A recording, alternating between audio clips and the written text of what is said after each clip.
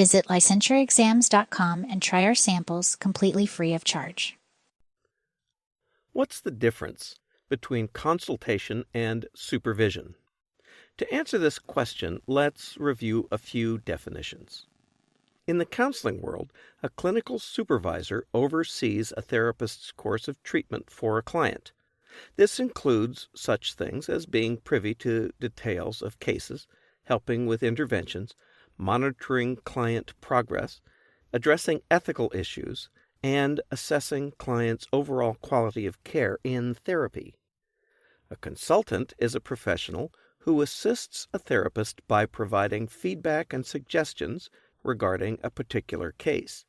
A consultant usually has a field of expertise and is hired to problem solve a specific issue. The main differences between the two are problem identification. A supervisor helps to identify a supervisee's problems. A consultant is hired after a problem has been identified. Roles. A supervisor wears a few different hats and performs administrative, educational, and supportive functions. A consultant only plays an educational role. Authority. A supervisor has administrative authority over the supervisee and can enforce the supervisee's compliance with procedures. A consultant has no administrative authority over the therapist, so the therapist can choose to disregard the consultant's feedback or suggestions. Legal liability. A supervisor is legally responsible for the supervisee's actions. A consultant is not legally liable for the therapist's actions.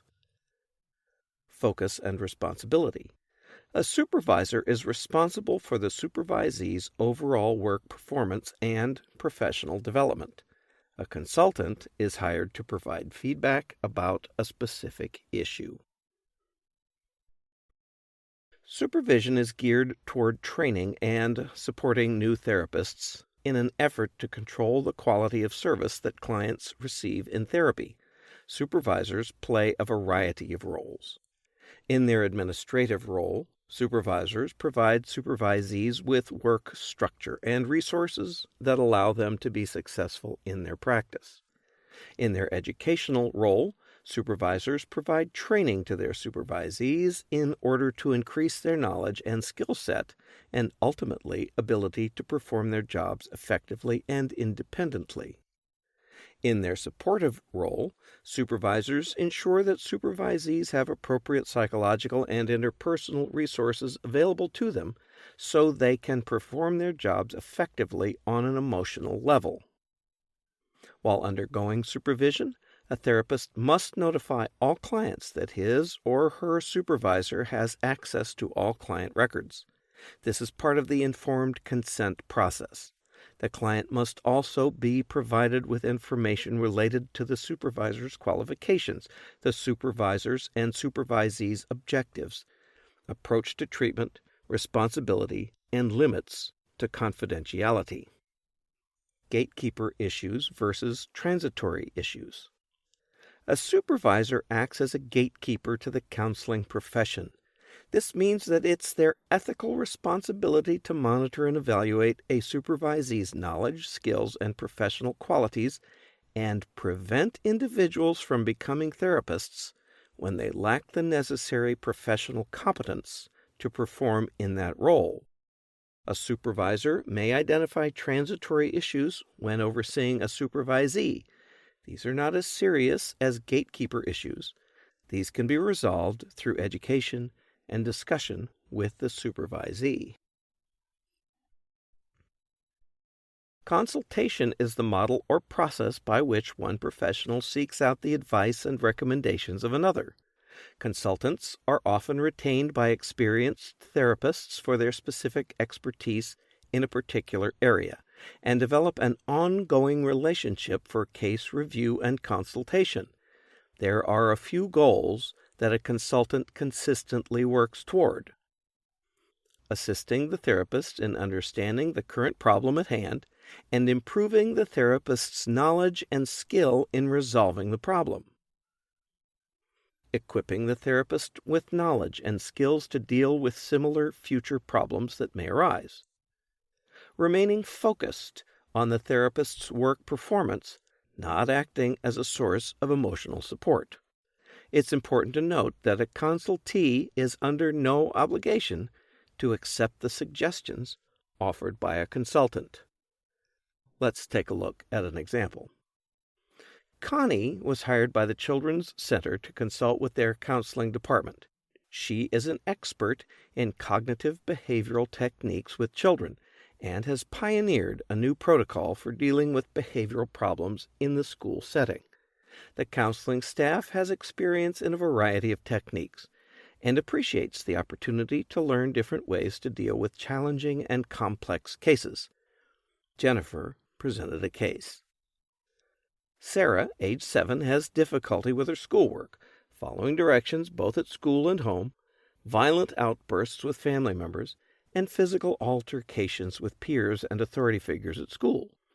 Jennifer is trained in play therapy, but still has great difficulty drawing Sarah out in session. Connie made recommendations specific to her new proven protocol. Jennifer attempted to follow the recommendations, but had little success in the following 4 sessions. She returned to her treatment format in which she was comfortable, knowledgeable, and accomplished in her interventions, but did make some alterations based on the group's consultative feedback. In this example, Jennifer sought the consultation of Connie in the departmental group. She did not have success and returned to what was familiar and consistent with her training, but did integrate some of the new ideas into her style. Jennifer is an experienced therapist and is not bound by a consultant to alter her treatment methods. However, she can enrich her practice by learning new techniques, and her clients will likely benefit from her expanded knowledge base. In this model, outlined by Edgar Schein, a consultant would not be called in to fix problems.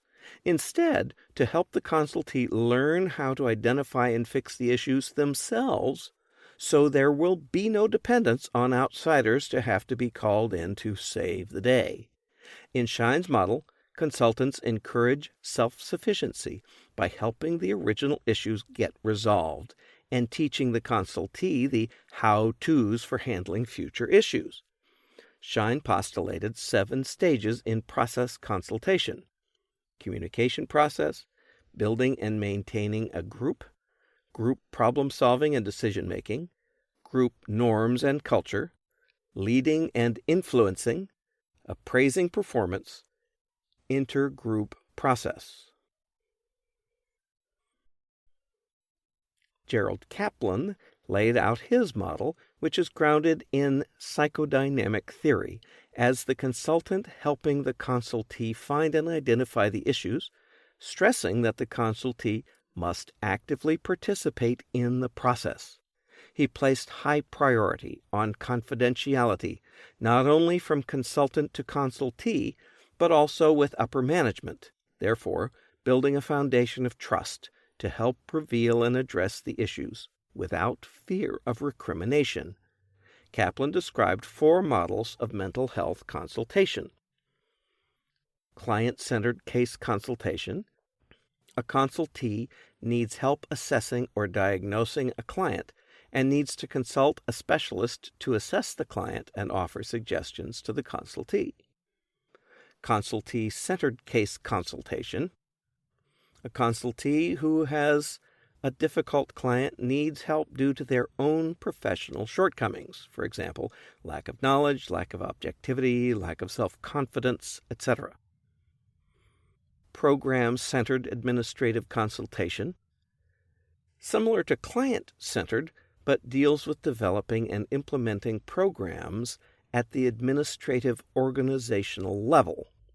And consultee-centered administrative consultation. The consultant deals with the administrative level, discovering shortcomings and other issues to guide them to discover ways to improve their organizational standards. It's in there.